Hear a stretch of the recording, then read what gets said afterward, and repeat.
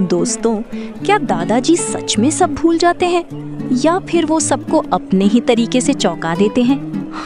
रवि पूरे दिन दादाजी का पीछा करता रहा, लेकिन आखिर में जो सच सामने आया उसने रवि को भी हैरान कर दिया। तो चलिए दोस्तों, शुरू करते हैं विटामिन एम पार्ट 3। जिन्होंने अभी तक पार्ट 1 और पार्ट 2 नहीं देखा है, वो डिस्क्रिप्शन बॉक्स या ऊपर दिए गए कार्ड पर क्लिक करके पहले वो जरूर देख लें। रवि वापस नाई की दुकान पर गया।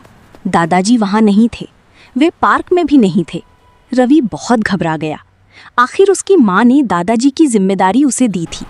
उसने टेलीफोन बूथ से पहले अपनी माँ और फिर अपने पिता को फ़ोन करने की कोशिश की, लेकिन दोनों नंबर व्यस्त थे। चिंता से परेशान रवि घर लौट आया। वो सोच रहा था कि क्या दादाजी घर का रास्ता ढूंढ पाएंगे। घर का दरवाज़ा खोलते ही उसने सबसे पहले दादाजी के खर्राटों की हल्की आवाज़ सुनी। ये सुनकर उसे बहुत राहत और खुशी हुई। वो बिस्तर के पास घुटनों के बल बैठ गया और अपना गाल दादाजी के चेहरे से लगा दिया। दादाजी की झुर्रियों वाली त्वचा पर नक्शे की रेखाओं से भी ज्यादा सिलवटें थीं। दादाजी से यूकेलिप्टस की दवा और शेविंग क्रीम की खुशबू आ रही थी। अचानक रवि के मन में दादाजी के लिए बहुत प्यार उमड़ पड़ा और उसने उन्हें गले लगा लिया। लेकिन दादाजी नींद में सिर्फ हल्का सा बड़बड़ाए। रवि ने तय किया कि वो दादाजी से कोई सवाल नहीं पूछेगा, क्योंकि तब उसे बताना पड़ता कि वो उनका पीछा कर रहा था। जब रवि की माँ ऑफिस से वापस आई तो उन्होंने पूछा कि दोनों ने आज क्या किया। दादाजी ने शांत स्वर में, मैंने तो आराम से सुबह बिताई, लेकिन मुझे नहीं पता रवि कहाँ था। तुमने उससे कहा था कि वह घर पर रहकर मेरी देखभाल करे, लेकिन वह तो कहीं गायब हो गया। ये सुनकर रवि बस उलझन और शर्मिंदगी से खड़ा रहा। दादाजी के पास रवि के लिए एक और आश्चर्य था, एक सुंदर पैक किया हुआ उपहार। रवि की माँ ने हैरानी से कहा कि रवि का जन्मदिन तो 3 महीने पहले ही था, क्या दादाजी भूल गए हैं? लेकिन पापा, रवि का जन्मदिन तो 3 महीने पहले था, क्या आप भूल गए? नहीं, लेकिन तुम जानती हो कि मैं अपने जन्मदिन पर घर के हर बच्चे को उपहार देता हूँ। क्या तुम भूल गई? ओह हाँ, मैं भूल गई थी।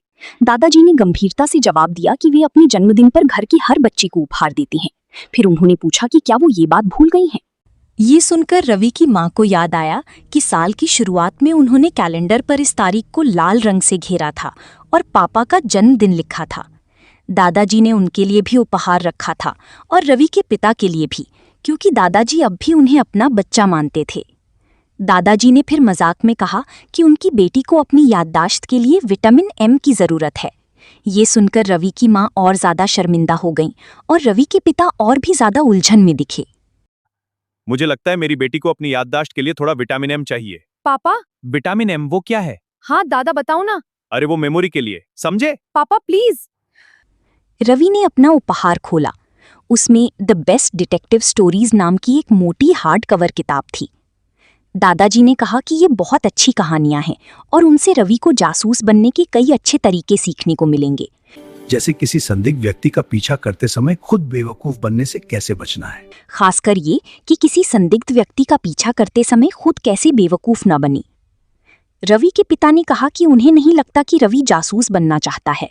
मुझे नहीं लगता कि वह जासूस बनना चाहता है ना रवि। मैंने अभी तक फैसला नहीं किया है। हाँ, देखा तुमने? रवि ने जवाब दिया कि उसने अभी तक फैसला नहीं किया है, क्योंकि वो यही सोचने में लगा था कि दादाजी की आंखों की चमक मासूम थी या शरारती।